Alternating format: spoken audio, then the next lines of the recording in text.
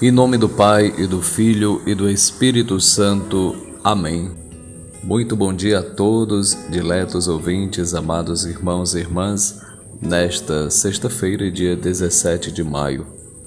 E quero com você aqui, em breves e sucintas palavras, comunicar a boa notícia do Evangelho do dia. A partir do relato de São João, no capítulo 21, do versículo 15 a 19, que fala para nós hoje sobre outra aparição de Jesus aos discípulos. De maneira profunda, o diálogo entre o Simão e o Senhor Jesus, que mostra-nos a misericórdia de Deus com seu grande amor pelos discípulos e pelo mundo. Mas quem é Simão? É Pedro, que Jesus o apelidou assim, o qual iria ficar à frente da sua igreja. E lendo o Evangelho de hoje, você vai perceber que não é qualquer diálogo entre Jesus e seu discípulo. Tanto Jesus quanto Simão Pedro falam de amor, cada um de sua perspectiva. As três perguntas de Jesus: você me ama mais do que essas? Do versículo 15, pode ser considerada como uma reafirmação do duplo estatuto de Pedro, a saber, por um lado, como discípulo que o ama mais do que os outros, e por outro, como discípulo que o ama mais do que os seus pares. Em todo caso, o grande ato de amor de Jesus Cristo suscita uma profunda resposta da parte de Pedro. Senhor, tu sabes que te amo.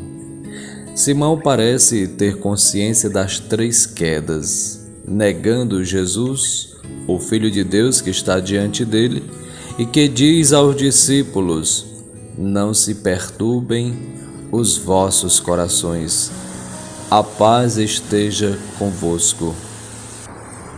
E é bonito perceber esta relação de nosso Senhor Jesus Cristo com Simão neste diálogo tão profundo, embora Pedro ainda não tivesse entendendo de fato o propósito de Deus. Há praticamente uma divisão em três partes neste diálogo, onde primeiramente Jesus o chama Simão, que nosso português Simão significa aquele que escuta. É o nome verdadeiro dele, é como Jesus chama. Jesus não chama pelo nome que simboliza sua função. Pedro é o apelido que Jesus deu a Simão para determinar sua missão de coordenador do colégio apostólico. Hoje ainda, em algumas congregações, no caso a que eu faço parte, por exemplo, dos beneditinos, quando nos consagramos, recebemos um novo nome, que é imposto ali pelo abade no momento do rito celebrativo, como aconteceu com o meu 3 anos atrás, onde eu passei 3 nomes e no dia da consagração me foi passado o nome de Pacômio, por causa do santo. Um dos 3 que eu escolhi foi São Pacômio, que nós celebramos agora, dia 15 de maio, que faz parte da Igreja Católica Copta no Egito, um soldado que tinha sido preso e que, conhecendo os cristãos, pela forma que exerciam as obras de misericórdia, ainda desconhecido para ele, ele passa a conhecer e assume o cristianismo, é batizado, torna-se um monge, orientado por Palemon, o qual desenvolveu muitos dons espirituais, inclusive um exorcista anterior a nosso pai São Bento, que fundou a vida cenobítica, aquela vida em comum que existe hoje nos mosteiros, com vários compartimentos, não é? Sala capitular, refeitório, a igreja, as celas, lugar de estudo, e assim se formaram os mosteiros, que antes não existia. E no diálogo com o anjo, ele recebe as instruções. Por isso que em algumas pinturas, ícones sagrados, existe, como eu tenho aqui em minha casa, minha residência, a imagem dele com um anjo apresentando um pergaminho. Ele teve essa experiência com o anjo, que lhe disse, inclusive, como deveria ser os mosteiros. Um grande santo da nossa igreja, desconhecido por muitos, porque não faz parte do nosso rito latino, mas sim do rito copta, católico. Assim como existem muitos outros santos desconhecidos entre nós. Por exemplo, muitos não conhecem São Charbel, também do lado oriental, e assim tantos outros que ajudam a gente a crescer em nossa espiritualidade. Pois bem, só para dizer, aqui foi aberto um parêntese, que meu nome de consagração é Pacômio, por isso que os irmãos beneditinos, quando estou no mosteiro, devem me chamar de irmão Pacômio, por causa do santo. Para muitos é estranho, porque esse nome não é comum em nossa região, no Brasil. Se fosse João, André, Tiago, outro nome seria mais fácil, não é? Bom, mas detalhes à parte, para dizer que, como Jesus escolheu seus discípulos e deu um novo nome a algumas congregações religiosas, continua também seguindo essa tradição de mudança de nome, para que a gente possa ter aquele santo como padrinho espiritual. No nosso caso, na tradição monástica, para que um dia aquele santo nos receba no céu. E veja a importância do nome também quando a criança, a pessoa vai ser batizada. É bom que tenha um nome cristão, o nome de um santo, para que possa ser seu padrinho espiritual. Daí a importância de escolher bem o nome e deixar de lado as modas, como até nos ensina a menina Jacinta, Santa Jacinta de Portugal, inclusive nas aparições de Nossa Senhora, que fala inclusive de rejeitarmos a moda. E muitos, por simpatia, colocam nome na sua criança de algum artista, nomes até esquisitos que nada tem a ver com a nossa fé, com a nossa crença. E muitas vezes a pessoa não se atenta para estas situações. Meu nome de batismo, por exemplo, o primeiro nome é José. Veja só que bênção ter São José em meu nome como meu padrinho espiritual, que me acompanha também na minha vida cristã, assim como Maria e tantos outros. E cada nome tem uma importância, como entre o povo judaico, assim também para nós cristãos não deve ser diferente.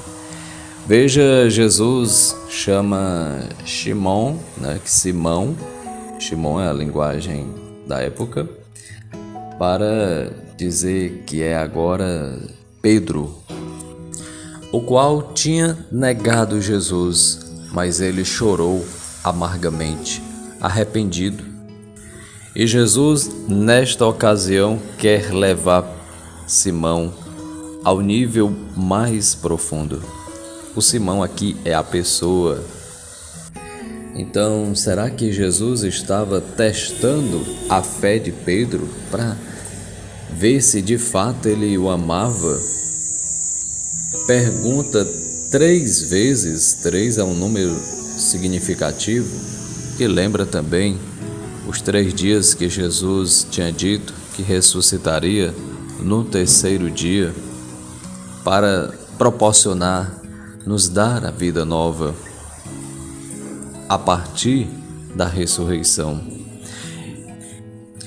E Jesus, no segundo momento, disse de novo a Pedro: Simão, filho de João, tu me amas? Pedro disse: sim, Senhor, tu sabes que eu te amo. Jesus disse-lhe: apacenta as minhas ovelhas. No original grego, nós observamos esta palavra agapau, que provém do coração, o substantivo agape, que em outras palavras é o amor de Deus no nível de mais profundo, o amor humano qualificado pela presença de Deus. Agapás me, amas a mim? Pergunta Jesus e Pedro responde com o verbo filéu, do substantivo filia, que ainda não é aquele amor profundo. Pedro responde com este verbo que significa amizade, gostar, querer bem. Sim, Senhor, eu sou teu amigo. Filou-se, no sentido, eu gosto de ti. Veja que, partindo desse pressuposto dos verbos na linguagem grega, por isso a importância de aprofundarmos na palavra de Deus para não entender de qualquer modo, fazendo nossa interpretação, nosso juízo de valor. Por isso precisamos aprender com a igreja. Por isso que quando o seminarista, o jovem, está se preparando para ser ordenado padre, a gente estuda a língua grega, porque é o original da palavra de Deus, não é em português. Português é uma tradução. Daí a importância também de termos Bíblias que sejam aproximadas do original, do grego. Por exemplo, eu posso sugerir aqui a Bíblia de Jerusalém, que eu a utilizo também aqui. Existe também aquela do Peregrino, volumosa, e outras que também nos ajudam a nosso estudo, a meditar com a palavra de Deus. Aqui também eu utilizo uma da versão latina do Opus Dei, que muito nos ajuda em nossa espiritualidade. Porque a leitura não é para a gente ficar sabido, mas para que a gente possa crescer nas virtudes, alimentar a nossa fé, na nossa comunhão com Deus. É como disse Jesus: aprendei de mim, que sou manso e humilde de coração. Assim sendo, Pedro responde de modo inferior. Ainda não chega ao nível de Jesus. Não responde ainda na sua inteireza. Jesus, na terceira vez, pergunta. No grego está escrito filéis me, ou seja, Pedro, tu gosta de mim? Então Jesus parece que entra na humanidade de Pedro, fala como ele em relação ao gostar, mas Jesus queria saber se ele o amava, se ele é capaz de dar a vida. Ele tem uma outra oportunidade, outra chance. Veja que ele não fez como Judas Iscariotes, que cometeu tal barbaridade de suicidar-se, de não acreditar na misericórdia divina. Não. Pedro, apesar de ter negado Jesus, tem ali a oportunidade de recomeçar, de ressignificar sua vida, sua história, nessa relação com nosso Senhor Jesus Cristo. Então Jesus pergunta: Pedro, tu gosta de mim? E ele responde: filou-se, sim, Senhor, eu gosto de ti. Veja, responde praticamente no mesmo nível, mas ainda não demonstrou em plenitude o seu amor por Jesus. Jesus usa nesse último momento o verbo filéu, o gostar. No entanto, Pedro, no martírio, chegará ao nível mais profundo do amor, o ágape, ou agapau. Um dia Pedro morrerá por causa de Jesus. É o que João Evangelista pretende dizer. E isso aconteceu. Vamos recordar na história que São Pedro, o primeiro Papa, e na Bíblia não tem a palavra Papa, mas Papa significa pai, aquele que cuida, que está à frente da igreja, é o responsável. E ele, ao ser morto, também crucificado como Jesus, é colocado inclusive de cabeça para baixo, porque ele diz não ser digno de morrer como seu mestre, como Jesus. E ali ele vai morrendo, certamente agonizando, porque estava pregado na cruz de cabeça para baixo, e quiseram fazer como fizeram com Jesus. Então ali no martírio é a prova de amor, que de fato ele dá a vida, assim como Jesus, que nos convida também: amai-vos como eu vos amei, fazei isto como eu fiz. Como ele tinha ensinado e dito: se eu não lavar os pés, não terás parte comigo. E a última palavra de Jesus no Evangelho de hoje diz: segue-me. Dizendo para Pedro, Jesus também chama cada um de nós a segui-lo. Mas, de fato, nós o amamos verdadeiramente? Ou apenas gostamos? Não somos capazes de dar a vida. Talvez no início seja muito simpática a ideia de ser católico, religioso, de rezar o texto, mas Deus nos pedirá muito mais. E Ele quer saber se de fato a gente o ama a ponto de dar a vida, como aconteceu com os discípulos, de estar pronto a renunciar, de fato por causa dele, se nós o amamos verdadeiramente. Você já se perguntou sobre isso? Então esta palavra tem muito a nos ensinar. O nosso tempo aqui é curto, breve, mas que possa ficar alguma mensagem em teu coração. Porque assim como Jesus dialogou com Pedro, ele também quer dialogar com cada um de nós. Por causa do batismo, participamos também da vida divina, da vida sobrenatural, e somos chamados à santidade, a de fato seguir os passos de nosso Senhor e não sair do caminho. Exatamente, Jesus percebeu que Simão Pedro precisava sempre e de novo se refazer, assim como nós também. Mesmo tendo negado Jesus no passado, ou mesmo hoje, ou às vezes tendo negado, precisamos refazer nossa história. O convite de Jesus também é para nós. Tu me amas? Pedro, Maria, João, Padre Arivaldo. Não sei quem é você que me escuta, que me acompanha. Então Jesus também pergunta para você.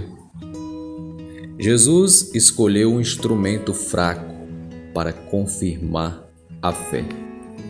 Colocou à frente da sua igreja, apesar de sua fraqueza, de seus erros, mas é o escolhido de Deus. Aliás, como diz o evangelista, escolheu aqueles que ele quis.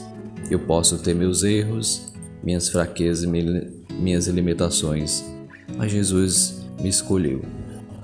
Lá na frente eu poderei entender. Talvez agora a gente não entenda. E a gente é chamado também a dar a vida. Por isso a importância de rezar pela hierarquia. O Papa, os bispos, sucessores dos apóstolos, os padres, nós que somos colaboradores dos bispos, porque Jesus a princípio escolheu a nós para esta missão salvífica no mundo. Talvez, como Pedro, ainda não tenhamos entendido o sentido da cruz. E Jesus quer solidificar o nosso ministério, a nossa missão neste mundo, assim como aconteceu na vida de Simão e na nossa vida. Jesus conclui este diálogo tão importante com a confirmação da missão de Pedro e do primado que anteriormente lhe tinha concedido como está em Mateus 16, 18 a 20, especialmente quando Cristo lhe diz: apacenta as minhas ovelhas. Em outras palavras, Jesus nos chama a pastorear, que é a mais importante função, mas não é a única. Há uma variedade de funções na igreja: evangelizar, ensinar, administrar. São Paulo, por exemplo, conseguiu dosar estas funções. Ele foi um teólogo admirável, um excelente executivo e organizador, um evangelista incansável, mas é como pastor que ele atinge o ideal. Pastores eloquentes, organizadores minuciosos, executivos competentes, todos têm um lugar na igreja de Deus, mas o rebanho cresce na graça e piedade sob o delicado toque do pastor. Hoje a ênfase está no excesso de organização, na tendência de descuidar do ensino das doutrinas e o cuidado pastoral. Enfrentamos hoje um perigo, o perigo dos movimentos eclesiais tornarem-se o quê? Uma instituição altamente organizada, em vez de continuar sendo um rebanho. Enfrentamos hoje o perigo do ministro procurar o cargo em vez do serviço. Enquanto os seus olhos estão fixos nos cargos administrativos, as ovelhas se extraviam. E que estranha lógica! Quanto mais o ministro se afasta do povo para ocupar um cargo especial, maior é o seu êxito e o seu salário. Pastorear nunca é atração espetacular, é uma obra humilde, é feita fora da vista, onde não há multidões, nem aplausos, nem mídia. O lugar, a posição, o prestígio e o conforto pessoal não são considerados quando alguém é chamado a pastorear o rebanho. O conforto e o cuidado das ovelhas tornam-se o fardo do verdadeiro pastor. Pastorear é um trabalho arriscado, constante e cansativo, assim como certamente deve ser de um pai de família, de uma mãe que leva a sério o seu matrimônio, a sua vocação à santidade, no cuidado com a prole, com os filhos, com a educação, com a evangelização. Assim também deve ser a do batizado.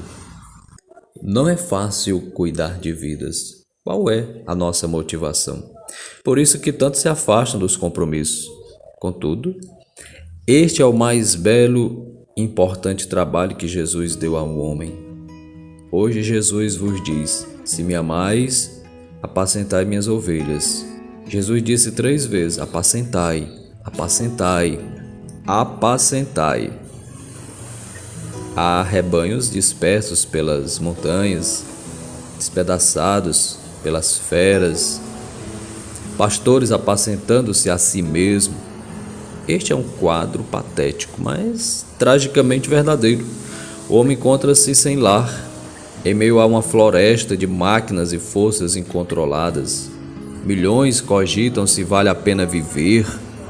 Muitos, procurando aliviar sua miséria, estão afundando na corrente da vida ante a música monótona, não sabendo para onde se dirigem e julgam que ninguém disso se importa. Jesus então vem a vós e diz: não vedes esta pobre gente? São minhas ovelhas. Não desejais apacentá-las? Eu as comprei com meu precioso sangue. Vede as marcas do resgate em minhas mãos, em meus pés, na minha cabeça, no meu lado. Não desejais buscá-las? Eu comecei a juntar os perdidos e agora estou preparando-lhes um lar. Não desejais ajudar-me a buscá-los, convidá-los a voltar ao lar? Qual é a nossa resposta ante o chamado do Mestre? Amados irmãos e irmãs, precisamos nos conscientizar de que por detrás dos acontecimentos da nossa vida, a certeza do amor misericordioso de Deus é o mais importante na nossa caminhada aqui na Terra.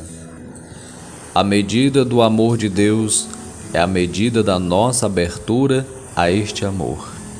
Deus nos ama sempre muito, porém, O sentir o seu amor está condicionado à nossa capacidade para acolhê-lo. E até o nosso amor por Deus é o resultado do seu amor agindo dentro do nosso coração. O amor que damos a Deus vem do amor que Ele tem por nós. O amar mais que os outros é efeito do nosso acolhimento ao seu grande amor por nós. Mas este amor de Deus não pode ficar recluso. Ele tem que transbordar.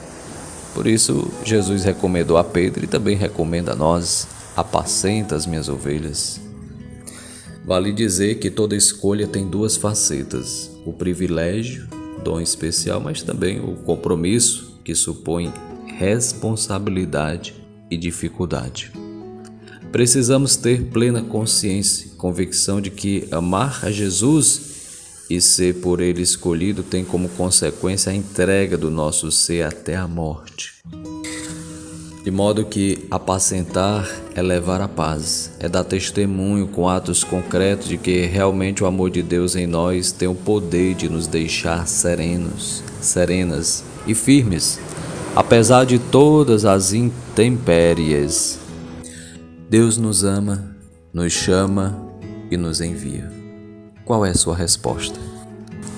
Qual tem sido tua resposta? Como corresponder a esse chamado de amor?